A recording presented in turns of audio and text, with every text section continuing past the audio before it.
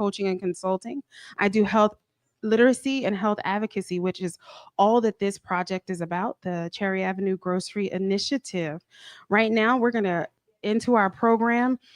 We are sitting in Mount Zion First African Baptist Church, and we'll have Miss Cora Johnson come up and give us a welcome to this space.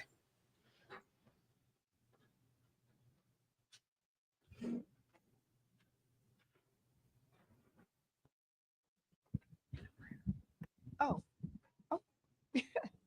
I would like to say welcome this afternoon to everyone. We appreciate you all coming out. Welcome you to Mount Zion, the best church in Charlottesville, with the best pastor, Alvin Edwards in Charlottesville. But again, welcome. We appreciate you all coming. And we know this will be a wonderful space to meet. And we're so glad you're here and you feel the presence of the Lord here with you. So let me pray, okay? Father God, we thank you for this afternoon, Lord God. We thank you for the meeting space that you allowed us to have, warmness, the welcomeness of the Holy Spirit that's with us today, Lord.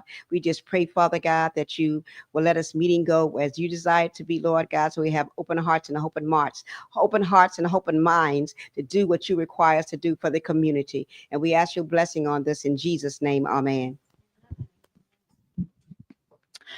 Thank you, Miss Cora. So we're going to jump right into why we're all here tonight, and we will be unveiling the survey results from the Cherry Avenue Grocery Community Engagement that has been done over the last few months.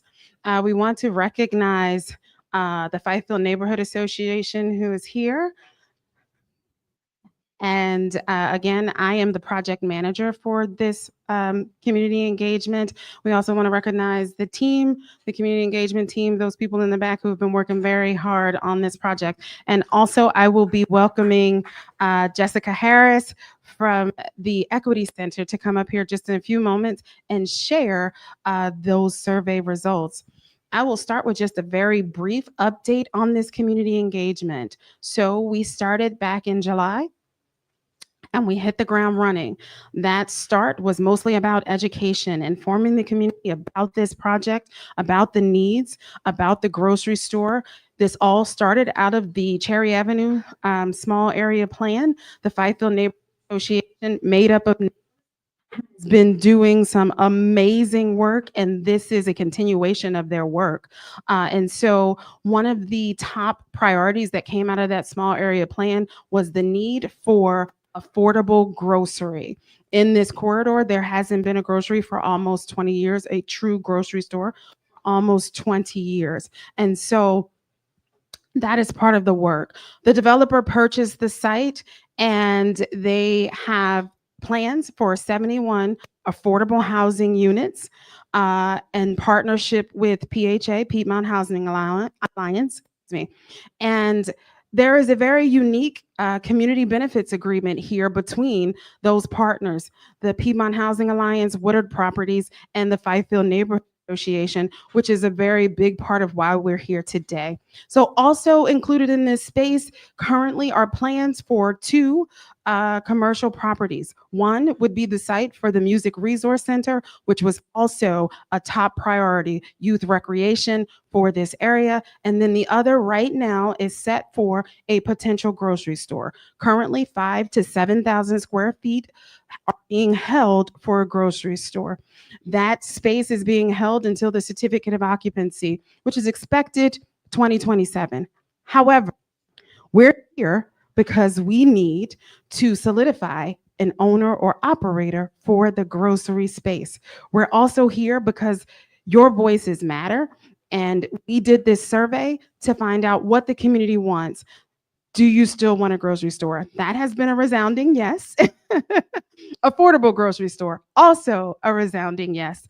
And so we want to also understand the needs of the community and what the community wants in that particular grocery store. And so we will get right into those results. I'm excited to get those results right along with you. And I'm going to bring up Jessica Harris with the Equity Center at UVA. Yeah, of course. Thank you all so much. My name is Jessica Harris, as Deanna mentioned, and I'm really thrilled to be speaking with you all. I am the Community Research Program Manager at the UVA Equity Center.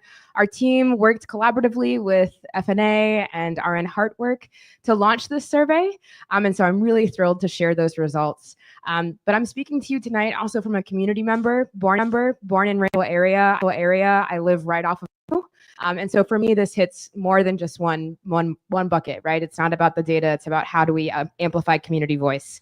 Thank you, Charles, for bringing this up.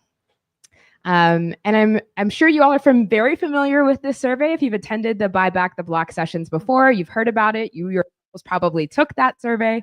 And I'm really thrilled to share the results that I think are in line with what most of these discussions entailed as well. So as you all know, FNA, in partnership with RN Heartwork, launched this community engagement initiative. As Deanna mentioned, it's been several months now, looking at what this potential mixed-use redevelopment could entail, and could it include a grocery store? So the survey had 3 goals. 1, what does the community most value in a grocery store, right? What do they look for when they shop? What are the things that they consider?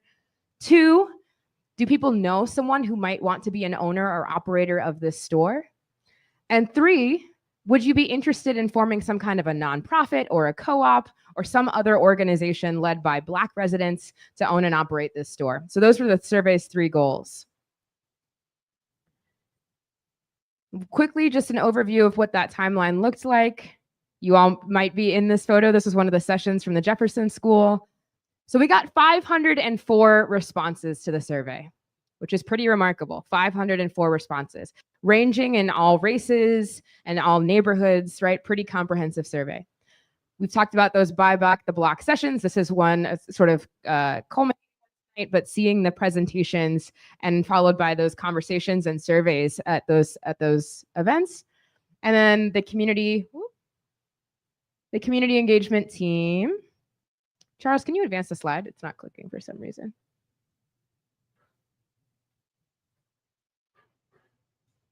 There we go. Held drop-in sessions at these neighborhoods to facilitate the completion of the survey. So again, 504 responses. That's pretty remarkable. I don't know how many you all thought we would get, but that's a pretty high number. So shout out to the community engagement team for that.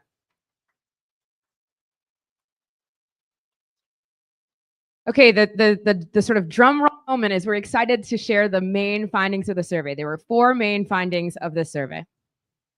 75% of those 504 indicated they would shop at a store if there was a grocery store at 501 Cherry Avenue. The largest factor that determines where folks shop is proximity to their work and home.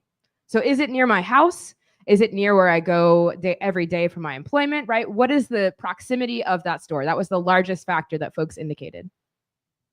In terms of the model of the store, folks were interested in a co-op, but they also want a grocery store that has deep roots in the community, right? How are these folks showing up? Is it owned by someone with deep roots in the neighborhood or other, I should say, historically Black communities, right? That was another area of interest for folks. And then one other sort of smaller finding, but still a major finding, is that folks didn't name barriers in access to fresh food, but they did indicate that as a priority, right? I don't currently experience barriers to it, but I do make sure that I have fresh food available. Was a big finding for us as well. So I'm going to dive in a little bit deeper into the demographics, what we found in each of the sort of responses. As I mentioned, there were 504. The largest by far was Fifeville. You can see here, there's about 121 other neighborhoods listed. I'll show you what those were in a minute. That's about 118 for Fifeville. And then it's broken down by other neighborhoods there. So you see Ridge Street, 10th and Page, Fry Spring, Rose Hill, Star Hill, and then other. And this is what that other included. So it's a lot of Belmont, a good number of sort of surrounding Albemarle County. We had some Fluvanna County in there as well, but by and large, it was just other pockets of the county.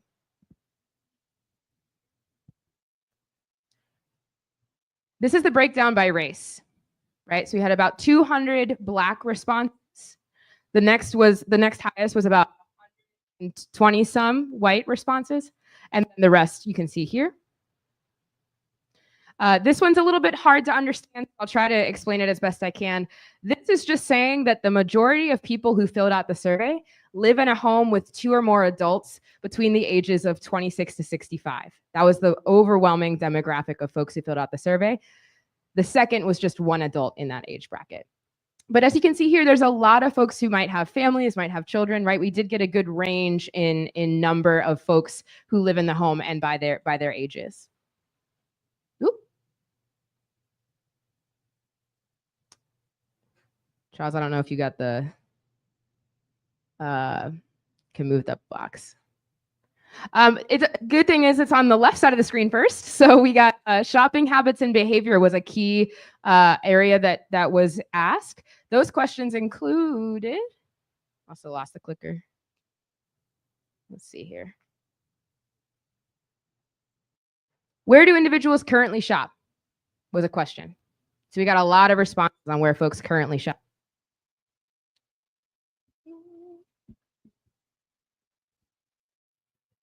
What factors contribute to their decisions, right? Why do you choose the grocery stores? Again, we found that proximity to work and home was a big one. And maybe, can you click the slide, Charles? Sorry. There we go. Great. Any barriers to accessing fresh food? As I mentioned, we didn't find a lot of those barriers, but there was a question that we asked. Then we asked specific questions about what do you want to see at the 501 Cherry store? So the ones on the left are really general findings, right? What do you consider a grocery store shopping generally? Then we dove deeper into considering specific questions for this store. Would a grocery store be requested at this location, right? Is that something the neighborhood wants to see getting that 30,000-foot view? If so, what factors would be important to you? And if there can't be a store there or a store isn't possible, what are some other options you would want to see in this site? And again, this was done all led by F&A and artwork. We massaged some of the verbiage, but again, these were the key themes that they wanted to understand. So these are the grocery store preferences. Food line, by and large, number 1. And 24 of those indicated specifically the food line on 5th Street, right? That proximity to place being incredibly important. Kroger was second, Wegmans third, and then the rest kind of filtered out that way. But again, those are the top 3 stores. And when you think about that, especially given that most of these residents live in Fifeville, it tracks with the proximity question as well, right? Food line, Wegmans, Kroger is a little bit of an outlier, but Food line and Wegmans for sure. And some folks even listed Estes on there too. All right, the graph's a little small, so I'll try to break this down. But again, overwhelmingly, proximity to work and home was the top consideration, with 180 folks listing that as their top consideration. The second was a good selection of fresh food, right? Do they have variety? Do they have the type of food that I need? Is it fresh? Is it affordable? Because the third was low prices. That was the third top consideration, right? So proximity, selection, and price in that order were the top 3 considerations for when choosing a store. Again, about 50% of folks said they do not currently have barriers. 30 said that their barrier was cost, right? Folks said, I don't buy fresh food because it's too expensive. But about a little over 50% said they didn't have barriers. Only a few said that fresh produce was not important to them. By and large, everyone listed fresh produce being important. And about 58, that's just individuals, as you can see on this graph, said they don't have access to reliable transportation. So don't have barriers is top, transportation second, expensive is that third line, and then time and other reasons are the ones on the bottom. Again, 75% said they would shop there, right? By and large, you can see the other 21% is maybe. That's a pretty overwhelming support of the store. If a grocery store was located there, would the store's ownership influence your decision to shop there? The responses are pretty evenly distributed between folks who were interested in that co-op model, which if you attended other Buy Back the Block sessions, you would have learned about that co-op model, and ones owned by deep roots in the community. So it was about a 50-50 split there. That's the 2 lines in the middle. The one on the top says that if the store is Black owned, they would support it. Folks said maybe on that 4th line, and then saying that the store's ownership doesn't matter was that lower line. Some folks, it did indicate that they would shop there regardless of who owned the store. And this was about the store's mission and values. So the question was, if there was a grocery stop located there, would the mission and values influence your decision? By and large, folks were interested in a store committed to partnerships. Does the store commit to partnerships in the surrounding community?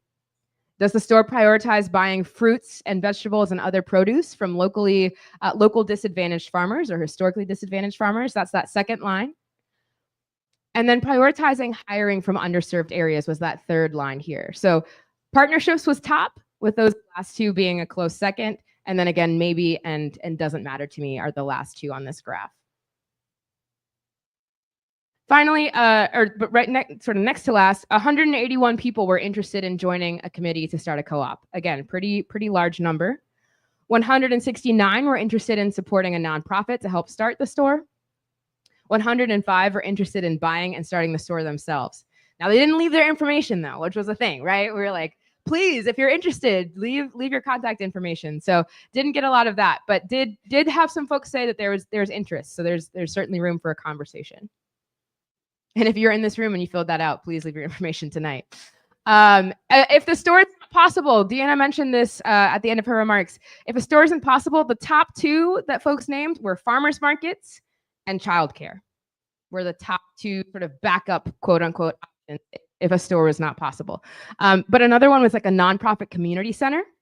And then you can see on here it says other, and folks would write in responses. Most of those were youth centered.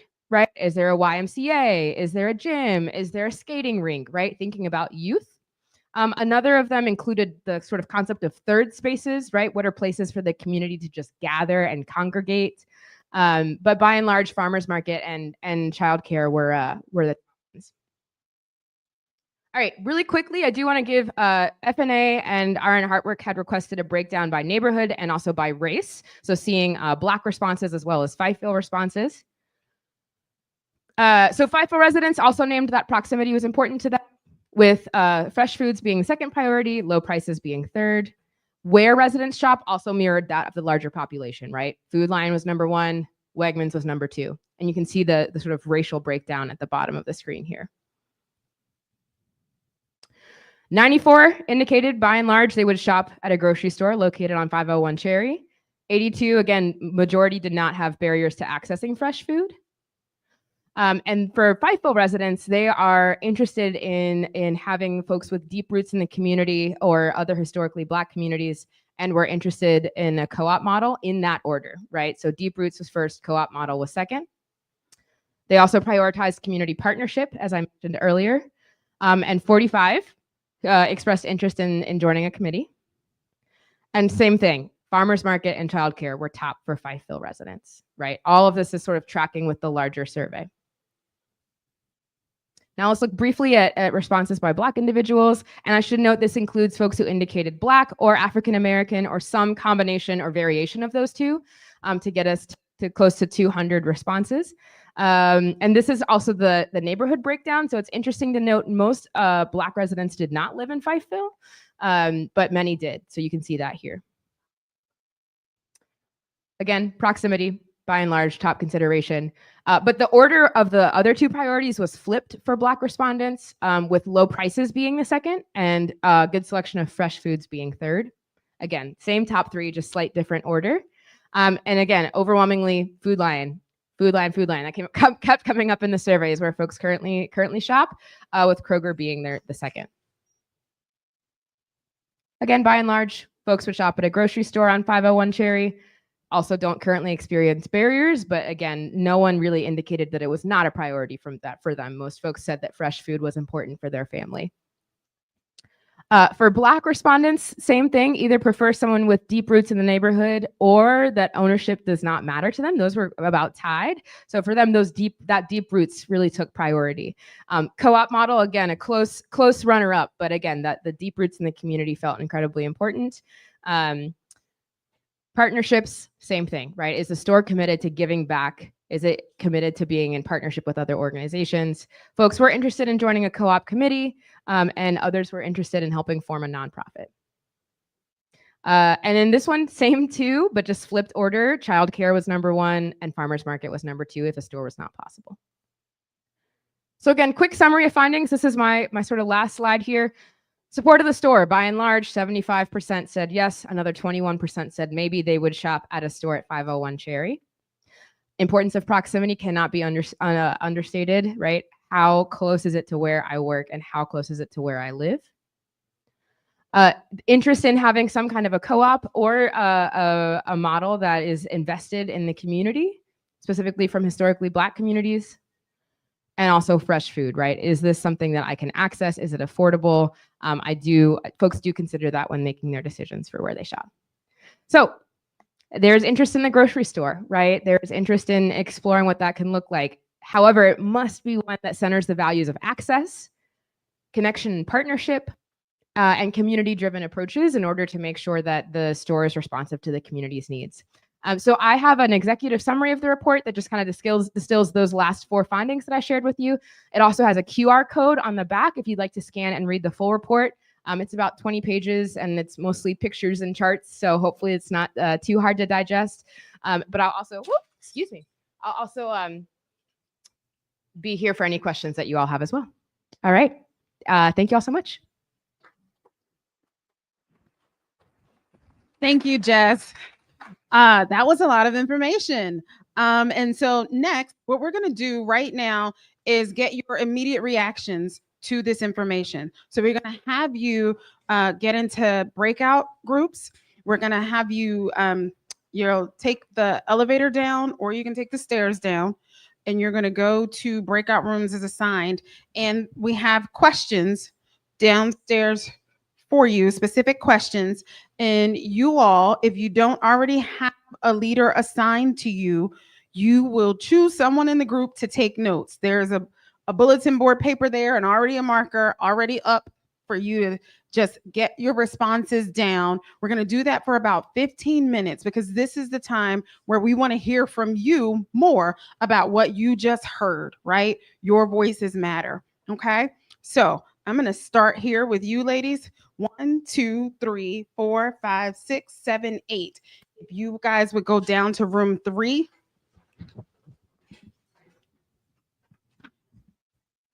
It's down there.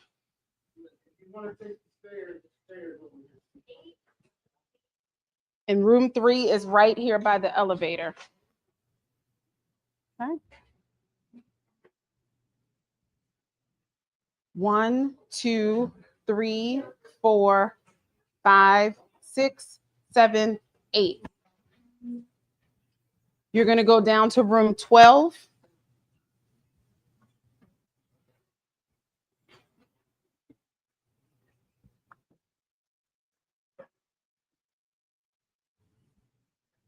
You're supposed to be putting them at the elevator. All right. 1, 2, 3, 4, 5, 6, 7, 8. Room 15.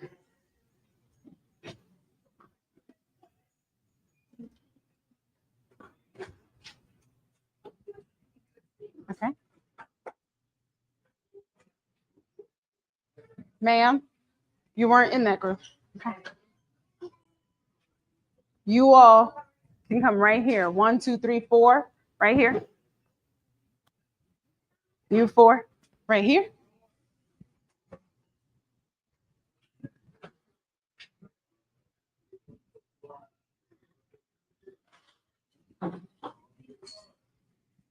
The rest of you, room 12 on the second table. Room 12 at the second table. Yes, right here. Yes.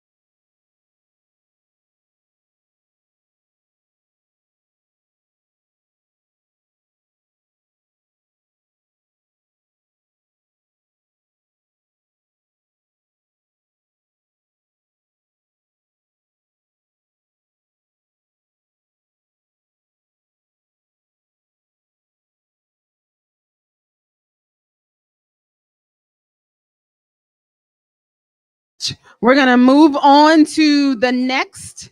And yeah, there you go. There you go. Okay. So what we're going to have now is a report from your groups. So just briefly, 2 minutes or less. You're going to bring up your sheet. The group leader, note taker has been designated to do this. You can bring up your notes. You can place them over here, over there, so everyone can see them. And then you're going to tell us what your group discussed. So we're going to start with this group here. And who's, no, this one right here. She's coming.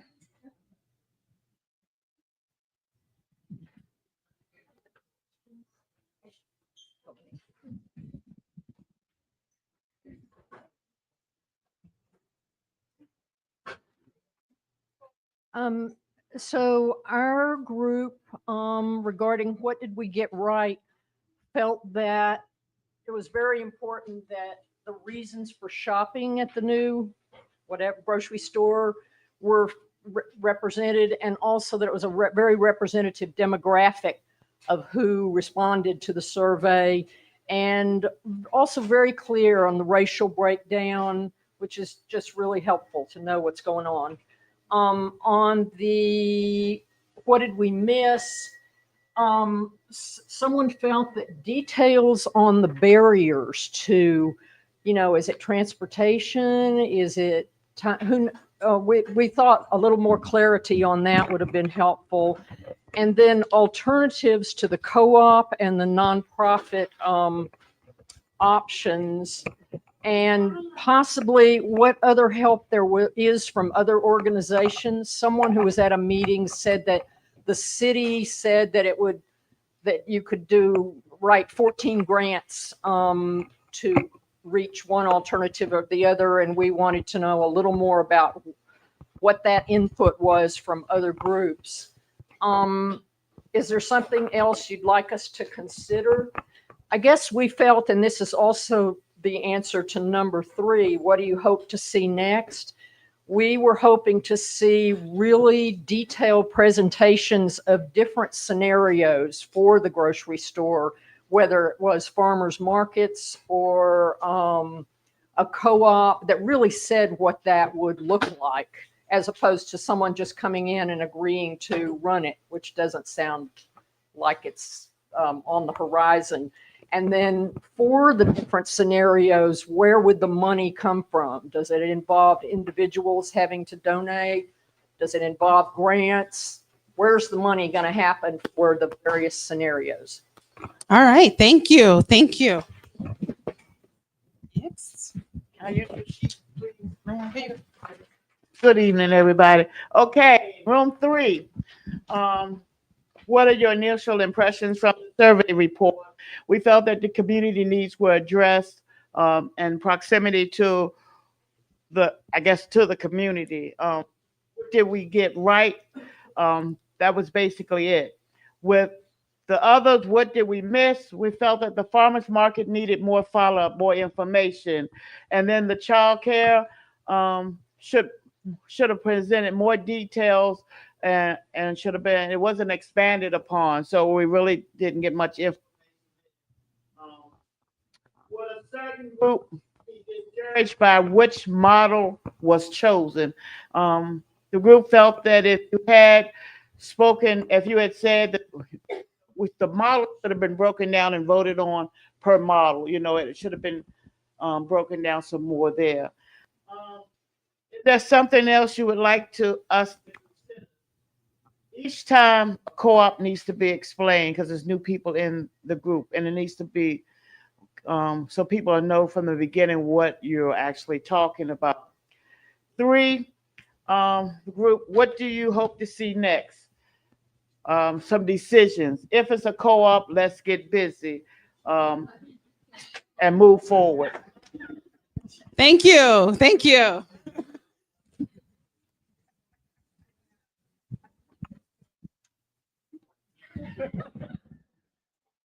Oh, that piece of paper. That's all right. Okay, so we had responses for the question one. We were super excited to see that there were 500 people that responded to the survey, and that there were so many Black voters, and that it was very inclusive.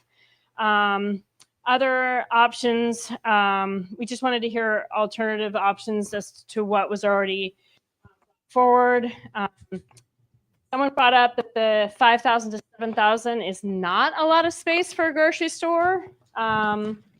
But we were also interested in the farmers market and how that would play out, and like how expensive each stall would be.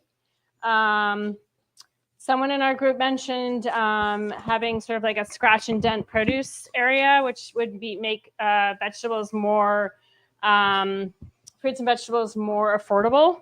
Also, like something along the Misfits market, where if a farmer had produce that wasn't pretty but still could be sold, that was another option that was brought in. Someone also brought up a potential medical clinic if it wasn't used for a grocery store, and or an after school space for children and young people to come and hang out after school. And another idea was a laundromat, because there isn't a laundromat in this neighborhood, and that is needed. So.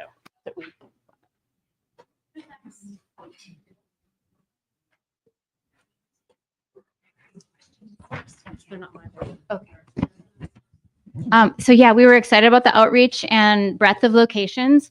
We thought that what was missing is the comparison with the total demographics. So just seeing a number of the demographics within a neighborhood, I guess. Yeah, I hope I'm saying that right.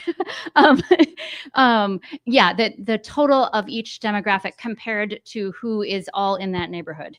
Knowing what does that mean? Is it truly representative of who is living in that neighborhood, particularly, in Fifeville and the core that we're talking about here in terms of proximity to this location. So we would love to see that.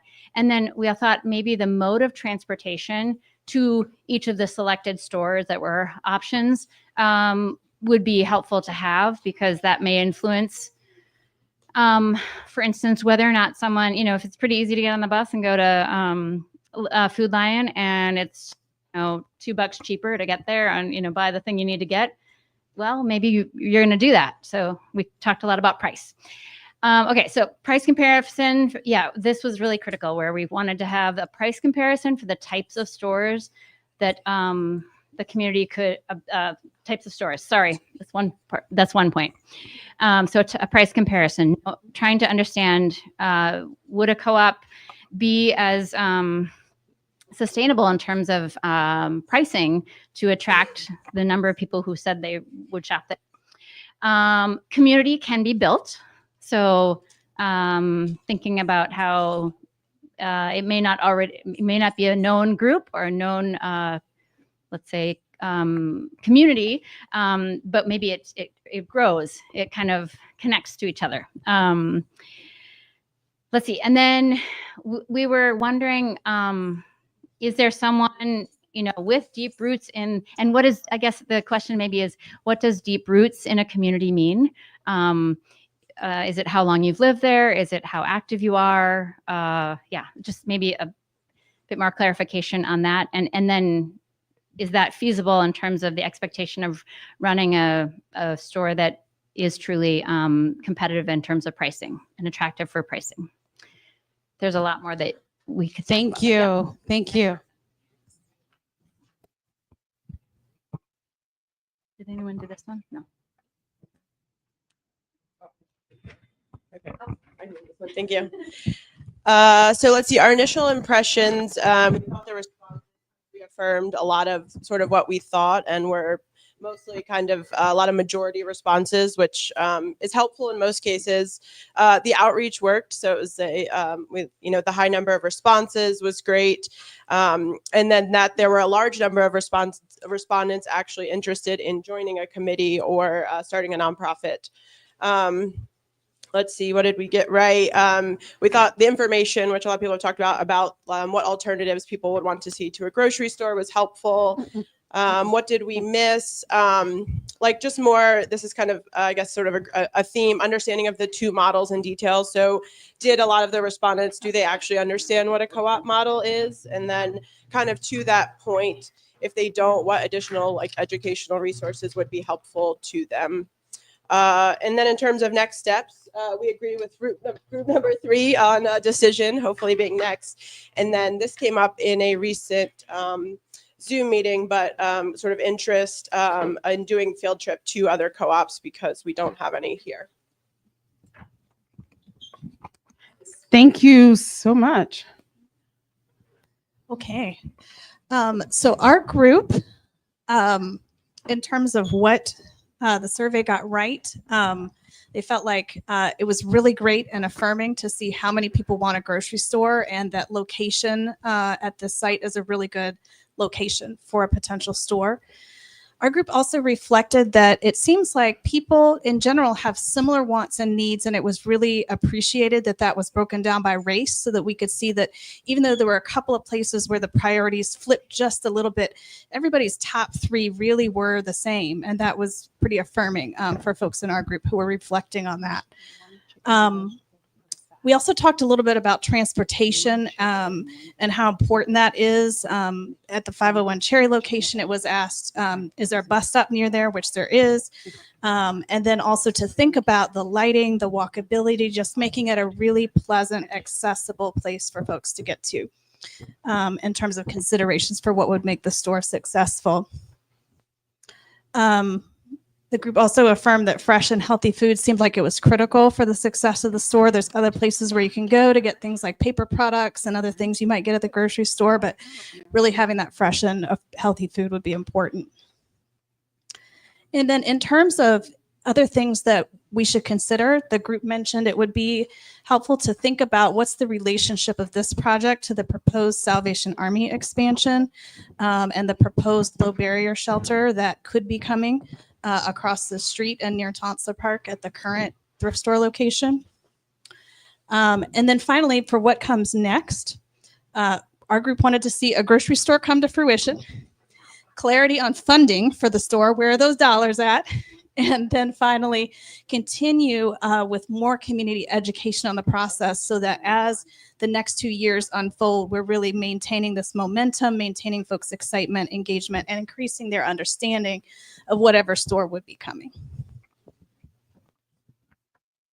All right, thank you. So we really appreciate all of your input. This feedback will be shared. F&A will review this and look over next steps and use this information to help support their recommendation to the developer about what would be the best fit for this particular space. Potential grocery store. All right. Right now, we're going to have F&A do just a brief report. Carmelita Wood is the president of the Fifield Neighborhood Association. So she's going to come up and give us a brief report.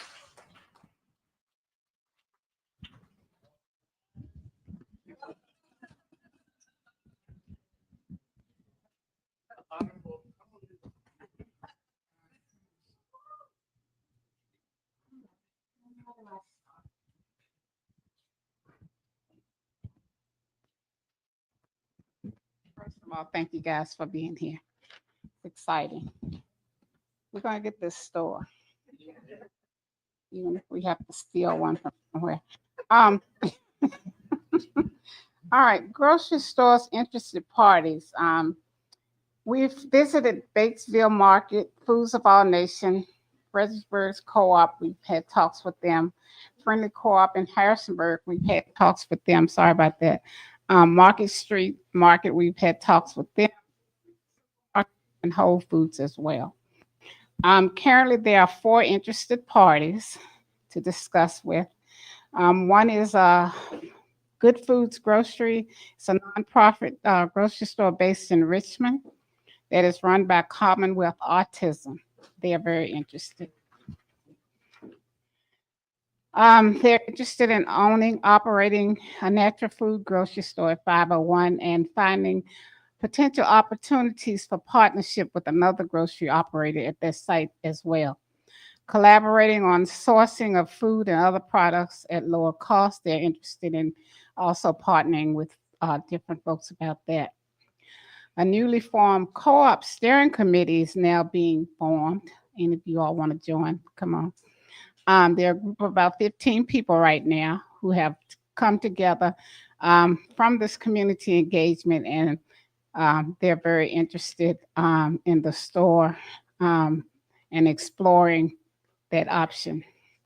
Lacease Frozen Foods Produce is a woman-owned business in Charlottesville, and she showed interest in owning and operating a grocery store at 501 Cherry that includes foods and products that are familiar to the Middle Eastern immigrant community, and she's also interested in forming partnership with other grocery stores and products of that nature. We've also talked with Goodwill Industries of the Valley, which Goodwill recently opened the market at Melrose and Roanoke as part of economic development. They're interested in expanding this way as well. Let's see. Goodwill, like Fifeville. Once they have run the grocery store or something, I don't know, they plan to look at that site and give us other options. Anything else you all need to know? So those are the four that I seem interested in working with us on this project. All right. Thank you. Thank you. You're Thank you. welcome. Thank you. So we are.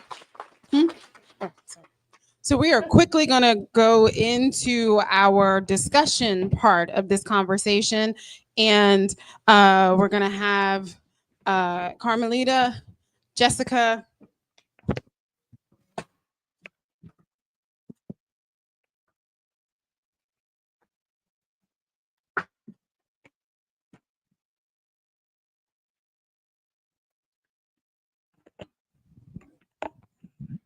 So I'd like to introduce to some of you Sarad Davenport of Davenport Strategic and Innovative Design. He is our moderator for this evening, and I'm going to let him take it away. Raise your hand if you've been to any of these meetings. Whole lot of y'all. So hello again. How is everybody doing tonight? All right. Give it up for yourselves for being out here tonight. Come on. Come on. It's cold outside. It's dark. We didn't get to eat yet. But we're having a good time. And let's give it up for the panel one more time. Thank you. And for Thank you. And as it relates to food, it is hot if you want to like get up and get something while we're having this discussion, because we're going to be moving right along. So. all right. Yeah, we got a curfew. Church said you got to get up out of here at a certain time. All right. So, the primary objective for this panel is kind of talk about some of the things that have happened over the course of the project, but also the results of the survey, which kind of led us up to this point. So I want to make sure that we dig into that a bit, and you all can chime in wherever it makes sense. You know what I mean? So I want y'all to be able to do that. And hopefully we'll have some time for you all to kind of chime in also. And we'll try to modulate, and, I'm improvisation. I'm jazz. If you don't know already, now you know. So if you find a place to play your solo, play your solo. But let's make music. All right. So first question about the results, and any of you can take a stab at this first. What factors might have influenced these results, and what steps can we take based on these results that we found out today? What are some ideas about the factors that contributed to it, and then what steps should we take next? Well, I can jump in and speak to the factors. I think the large education initiative, the community engagement work, the having these meetings, bringing folks to the table certainly impacted the knowledge folks had when they took the survey. understanding of the options, making sure that they felt seen and heard, right? Doing that in tandem with the Buy Back the Block events, I think was huge, as well as going to neighborhoods and helping folks with that distribution. I think that's really transformative. I'll leave the what comes next to these lovely ladies here. But I do think that was incredible. And we saw that reflected, right? Someone asked earlier about how much education was there on the co-op model on the survey itself. There was a brief description of what those co-op models were on the survey questions, but also a lot of times these surveys were taken either at those events or following those events. And so folks hopefully had an understanding. But yeah, that outreach I think is key. Yeah, and just from the community engagement perspective, I think one of the challenges in the lead up to, and which was a factor that affected the results, is people feel stagnant. They're like, oh, it's just going to be another one of those meetings. It's just going to be another one. They'll do what they want to do. They don't really want to hear from us. And so we really had to do a good bit of lead up to really get the community engaged. And so that was a huge factor. And just very quickly, we were a little remiss in Carmelita's report because one of the biggest results outcomes we hope to get from this community engagement was active people who want or have interest in owning or operating the grocery store. And so Laziz Produce is one of those individuals that expressed interest. Are you here this evening? And then Good Foods Grocery out of Richmond, and they expressed, do you guys have individuals here, representatives here? So they're in the building. You can stand so everybody can see you after the meeting if you guys have more questions. Thank you for joining us this evening. And then, as you also heard, there is a forming body, the steering committee for the co-op, the community-owned model of a grocery store. And we had 13 people commit to being on the steering committee. If you are here tonight and you committed to being on the steering committee, please stand.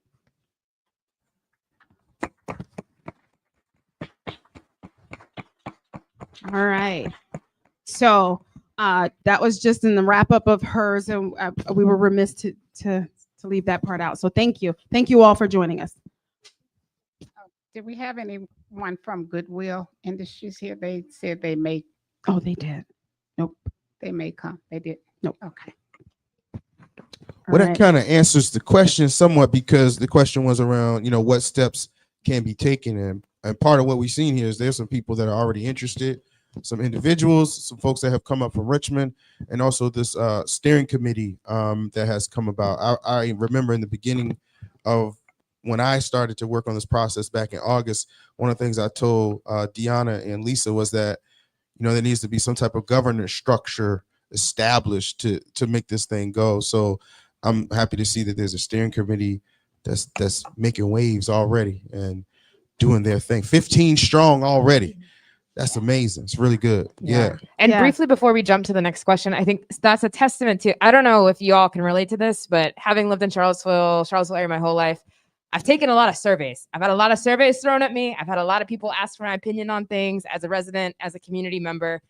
And I don't often see the follow-up from that, right? You take the survey, there's not something tangible that comes afterwards. I think something that made this survey really powerful is we can see already the tangible that's come out from it, and there's been accompanying action. And so I hope no matter what happens, that accompanying action continues. But I think that's to kind of maybe answer both parts of that question, right? How do you couple it with action so it's not just another survey, right? And I think you all have done a beautiful job of that. Thank you. Yeah. And there are those of us who have done community-based research who are holding ourselves to a higher standard with regards to that level of discipline, because a lot of times you throw out these surveys and then nothing ever happens as a result to implementation or just to kind of find out. And tonight was about finding out, what did it say and did we interpret it the right way? And that'll be the next question. But I saw a hand back there. I want to be responsive to that.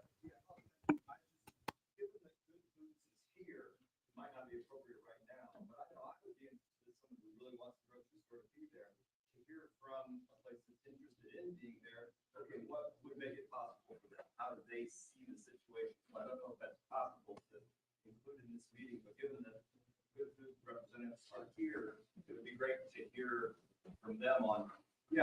could make this work for, what are the obstacles that we see in jumping in and trying to do it?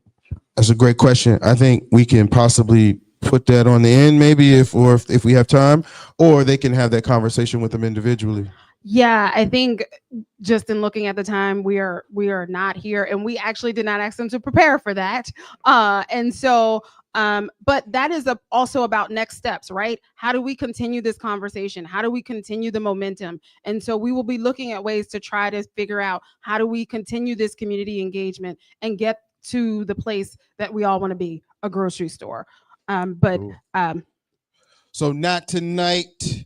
not The tonight. DJ is not going to play your record. I'm joking.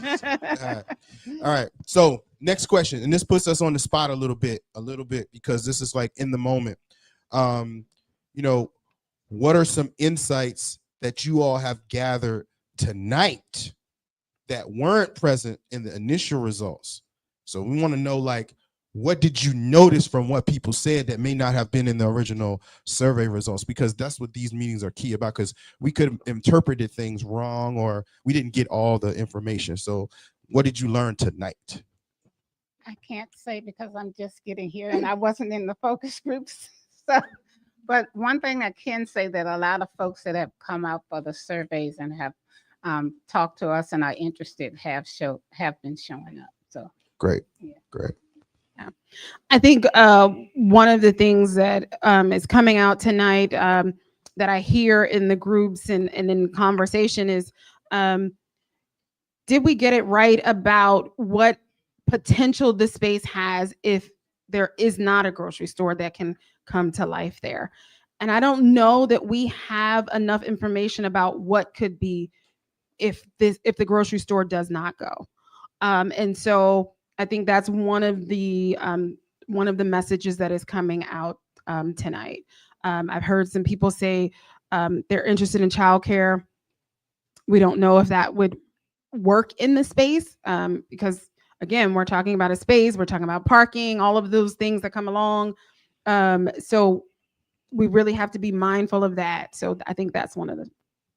Okay. Yeah, and I'll read. I know they have the slide up, but some of the other responses were art studio space, business startup center, clothing store, farmers market, of course, healthcare facility, laundromat. Some of you all mentioned that earlier. Restaurant and other types of things. And there's a whole list you'll see in the report. If you all scan it, we've itemized out what other ideas folks had, even if they weren't included on those pre-written. I think the two things that came up for me briefly are thinking through practically, right? How do we structure a store if there's not enough square footage? How do we make sure that that's a consideration? I know you all mentioned that in the groups. And something else that I heard too was how do we make sure that the momentum continues? I know that's going to be a long process no matter what happens. And so, right, how do we maintain that level of commitment? And I also heard wanting to keep defining and making sure we put top of mind what deep roots in the community means. And I think that's a key area that needs to be highlighted. Right. So we have like these terms and concepts, but we need to continue to add the operational definition to it, because you say one thing and people think you're talking about something else. So how do you get what I call a collective lexicon? Meaning, if I say this word, you know exactly what I mean, and I'm not saying so. I'm not speaking over your head. We're saying the same thing. You know what I mean? So that's what I mean by that. All right. Next question. Any questions from the audience? Oh, there's one.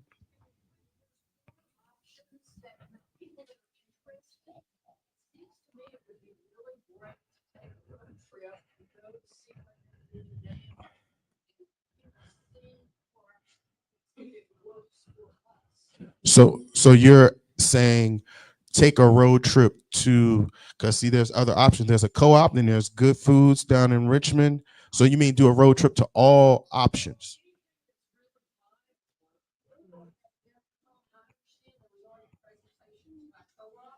Mm-hmm.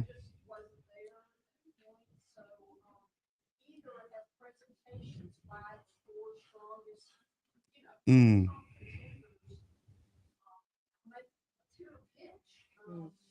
Okay.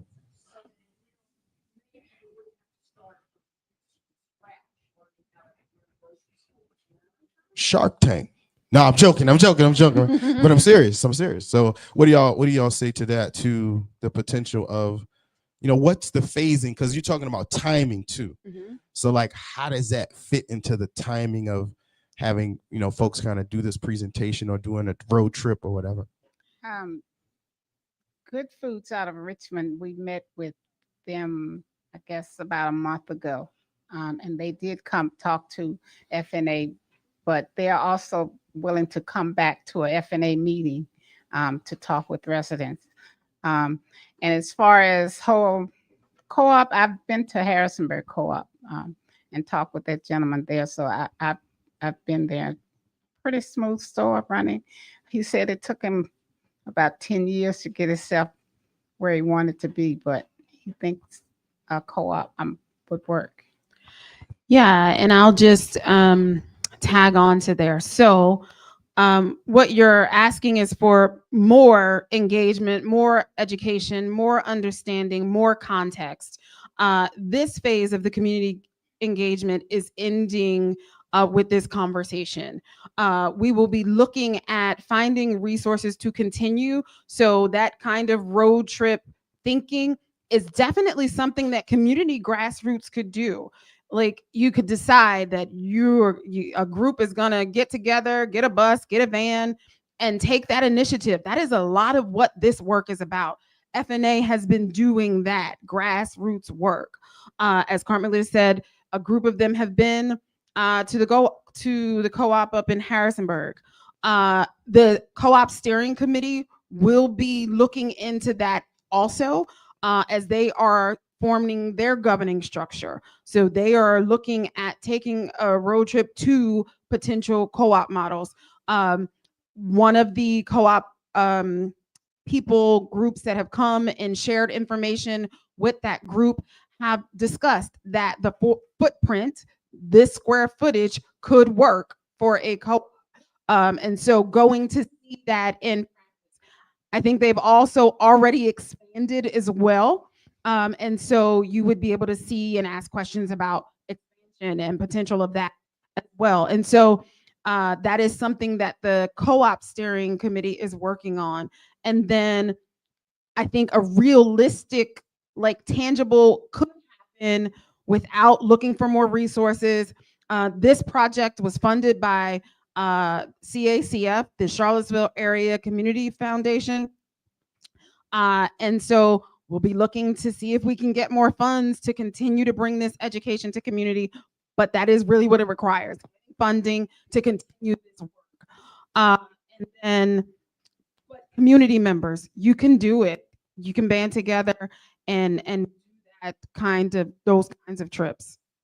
Oh, and then a realistic, also tangible, is showing up at the FNA meetings. They have them monthly. And so FNA could invite these groups to the meetings, and you all could show up at the FNA meeting and hear from these people. And Good Foods and the co-op model have already said that they would commit to doing that. So I hear you said it a few times, and this R word, said resources. And I think what's being said here is that, and Jessica, you may be able to chime in here some, to do community-based work, community-based research, engagement at a high level is something that requires resources and capacity to do it well. I think what Deanna is also saying is that you have FNA, which is a community-based organization, neighborhood association that already meets, and to transfer this into energy and momentum that you already have into that wouldn't be a bad thing. But Jessica, can you talk a little bit about kind of like the resource aspect and how this is something to mobilize all of us to make it really happen? Now, how does it really work? Resources is how it really works. No, I think that's a great point. And we were so thrilled to be able to provide our services in kind, right? And that type of partnership, I think, is an example of, yes, financial resources are important, but there are so many groups in this room. I see so many organizations represented here today. That coalition building is also a resource, right? How are we bringing folks together? How are we shoring up intellectual resources, partnership resources, community-based resources is another part, right? We can get funding from everywhere, but that knowledge of Charlottesville, the knowledge of the neighborhood is invaluable, right? And so how are we making sure that we're valuing and centering that in this process? And you all certainly have done that. But Sarat, I think your question's a good one. It's like, how do we actually get these gears to turn? And I think it takes partnerships. I think it takes building coalitions. And it certainly takes some funds. I don't want to be naive in saying that it doesn't, but I think there's a wealth of resources in this town. And often it's like, you know, folks feel, I know I felt this from the nonprofit side, you often feel like you're competing for the same resources and it's 5 cents to go along 20 different organizations. And that to me just again underscores the importance of partnership. And I think again, the foundation is there for that in this work. So I hope it continues. Yeah, and community. If you know how to write grants, you want to partner with the Fifeville Neighborhood Association, you want to get this work and find resources even outside of Charlottesville, you can step up and say, hey, I can contribute my knowledge and my skills to help find those resources. Yeah. I saw a hand back there. I want to say one thing. It's like, you know, in my work with, you know, strategic organizational design and strategic planning, community engagement, is that a lot of things get funded when the people are already mobilized, right? So when you're organized, people want to join a winner. And so you all being already organized, it's easier to fund you all when you have an operation that is working than if you're starting from scratch in a lot of instances, because you've already done a lot of community engagement. So I just wanted to say that you're in a good spot for future resources with regards to funding. Question.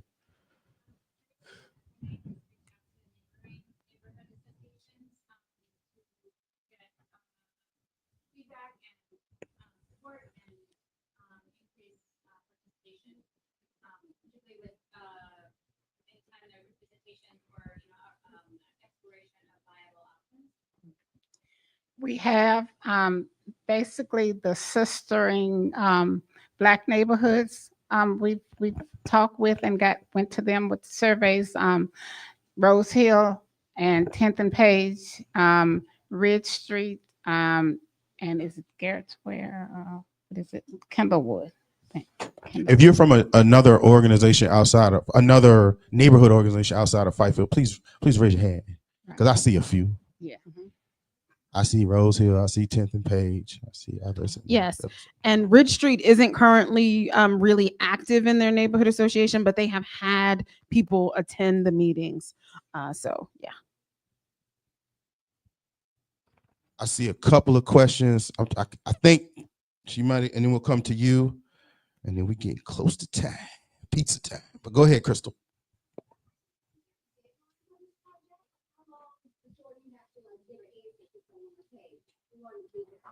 Great question. You want me to answer? I know I'm not answering the question, but Well, FNA has, I think next week, we're supposed to make a recommendation to the property owners of who we have. We make the recommendation and it's up to them to figure out who they want to and what they think is a good fit. If we can't make a solid recommendation, then we go back to the drawing board. And from what I can understand, you all have given suggestions and we can talk more about that. But I think they want someone in there by 2027. 2027, they would like to have someone step up for owner operator. So just clarifying, what they would like is someone to step up now. And that is just about moving things forward, right? So the expected breaking ground is summer 2025. So that is a good bit of what this work is, finding somebody that can partner with the developers to, again, make this look like what the community wants, right?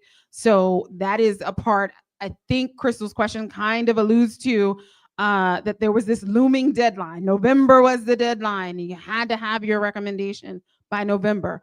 But if you recall, Anthony Woodard said, if we haven't gotten there by November, they would come back to this conversation. And that's where we are. We've got the survey results. We're having this continued conversation right now. And the Fifeville Neighborhood Association has a plan to go back to that table and see where things stand after that conversation. The 2027 date is when they expect the building will be ready for the certificate of occupancy. And this community benefits agreement that we're talking about, that is a very unique agreement between the Fifield Neighborhood Association, Piedmont Housing Alliance, and Woodard Properties. In that agreement, it says when the building is ready for owner, operator, for operations, for occupancy, that if a grocery store has not come to fruition, then they would look specifically at something else. But right now, it's let's get in while the getting is good. Yeah, one thing before we come to your question. Oh, it's good. Okay, cool. But I wanted to define. We're gonna come to you next. Then we're gonna do that. But we keep saying the word they, and I want us to identify who they is. And when we're talking about owner operator, I think some of us all know at this point. You mentioned it again, but let's add some definition to the word they for the folks.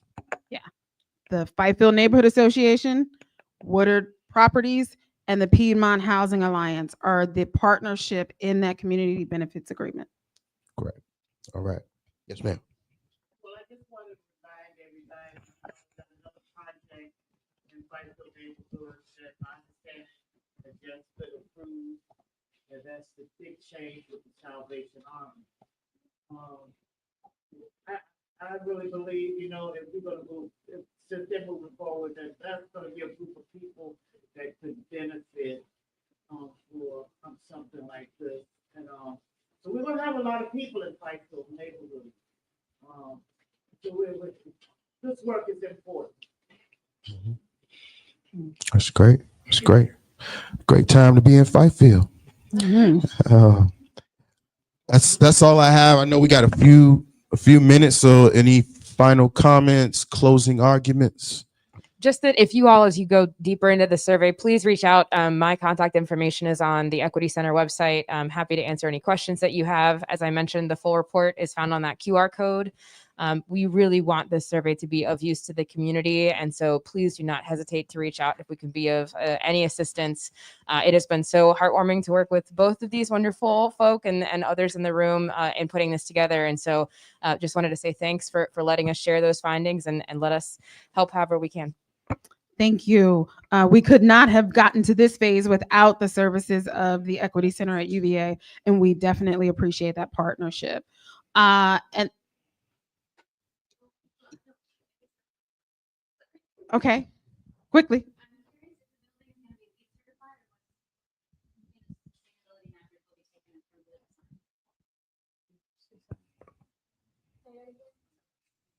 So the questions around green building sustainability.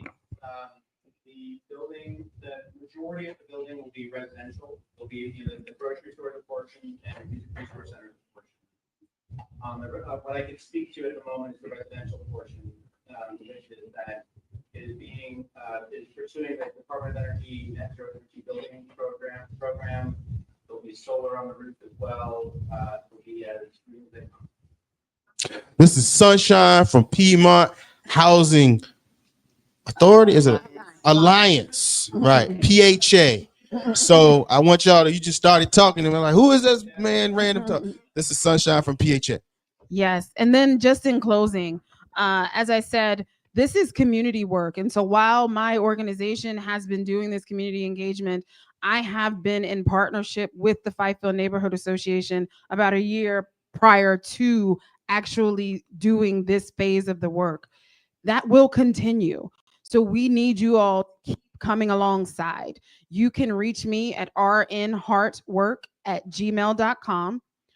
I am Deanna McDonald, rnheartwork@gmail.com. And again, we want to keep this conversation going. All right.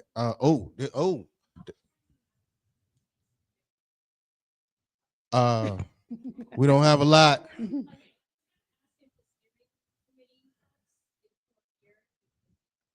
Okay, so there's been a request for an ad hoc steering committee meeting over to the right afterwards. But before we do that, I want to thank Carmelita. I've been on this project since hold on, wait, let's get everybody.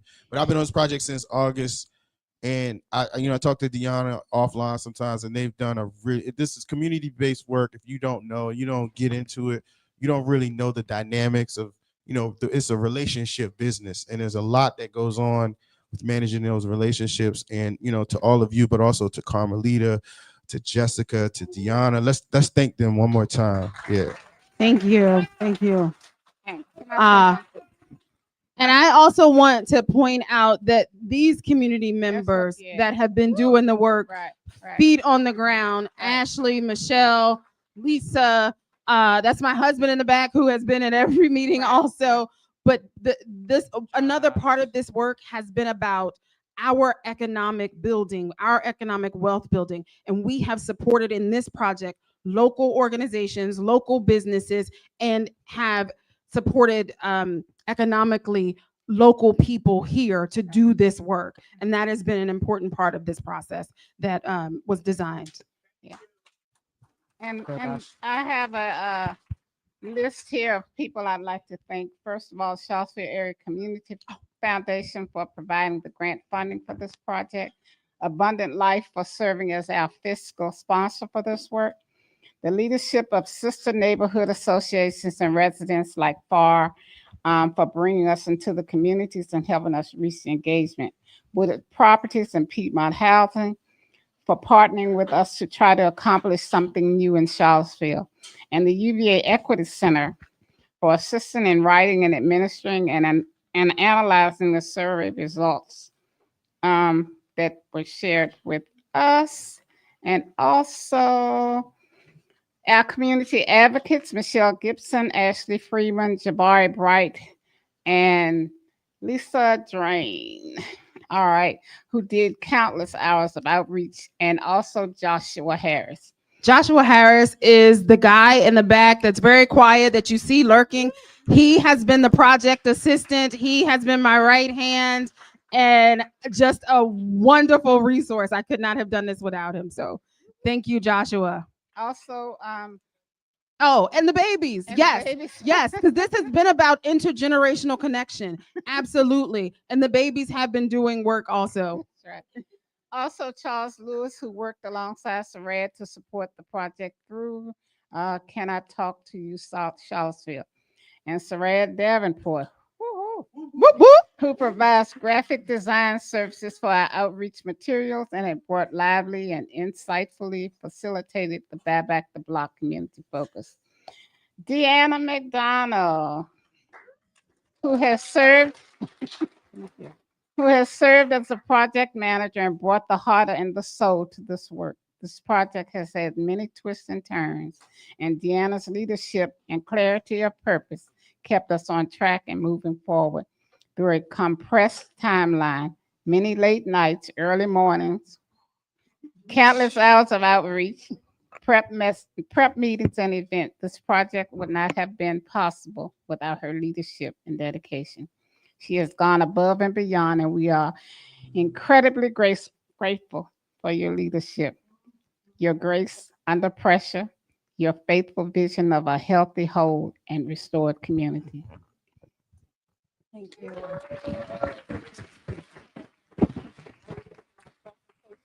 Now, as my Jamaican friends would say, thanks for the meat. Let's eat. No. Yes, please get food. Steering committee, you're gonna meet over here with Keisha.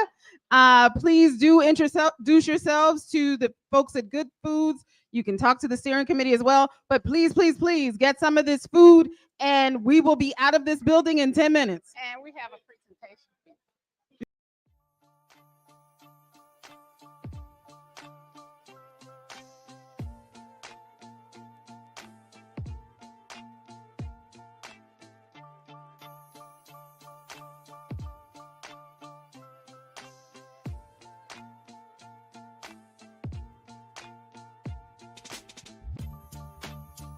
We live in a society in which structural racism is a very real thing. We are all dealing with that in every aspect of our lives, and the media is a reflection of our community. Historically, Black people have been portrayed a certain way in the media to justify normative assumptions around political and social issues. More Black people behind the cameras, in front of the cameras, more producers, more people of color producing, so they can go and get the content that's needed so they can highlight our attribute. I've been in this industry for 15 years, and I've seen firsthand how our voices just aren't heard. Even if you're in the newsroom, sometimes you get completely ignored and stereotypes are allowed to perpetuate. And one thing we want to do is combat that, and also bring information to people so they can be as informed as possible when choices are made in this city, so they can do whatever they can to get their voices heard.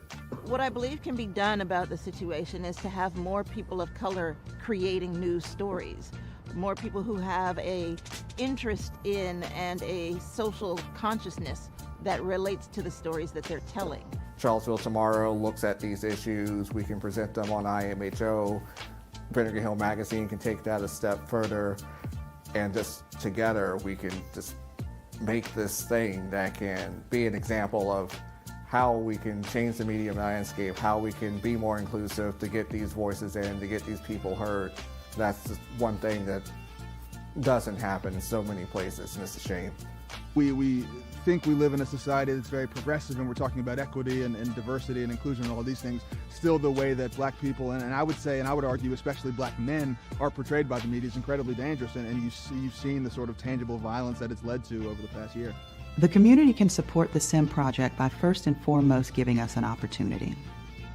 We understand that it can be difficult to give trust right now, especially considering the current social and political environment. But this project will only be as successful as the community allows it to be. And so we ask you to give us the opportunity to do the work, critique the work, and make sure that we stay aligned with the vision. Another way that the community can get behind the SIM project is through engagement. We want to hear from you. We want to know what you're talking about. We want to put your stories out there. And so whether it's reading the articles written by Charlottesville Tomorrow or Vinegar Hill Magazine, or tuning in to In My Humble Opinion on Sundays on 101.3 Jams from noon to 3 p.m., either way, we want you engaged. We want you to be part of this. The community can also support the SIM project through funding. To learn more about how to support SIM, you can visit our website. Thank you for your support.